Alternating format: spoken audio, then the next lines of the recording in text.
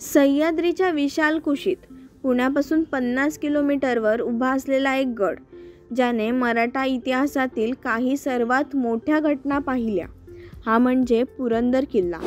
11व्या शतकात बांधला गेला असल्याने मानले जाणारे हे दुर्ग 1646 मध्ये पराक्रमी छत्रपती शिवाजी महाराजांनी जिंकला आणि याच किल्ल्यावर जन्म झाला भविष्यातील मराठा साम्राज्याच्या युवराजांचा, म्हणजे आपले छत्रपती संभाजी महाराज. 1665 मध्ये इथंच घडली इतिहासातील एक महत्त्वाची घटना, म्हणजे पुरंदराचा तह. या तहामध्ये शिवाजी महाराजांनी हा किल्ला मुघलांना दिला, पण त्यातूनच पुढे घडली महाराजांच्या पुढील मोठ्या योजना आणि ह्याची स्वराज्य रचना अधिक बळकट झाली. पुरंदर हा एक दुहेरी किल्ला, वरचा बालेकिल्ला आणि खाली विस्तीर्ण माची.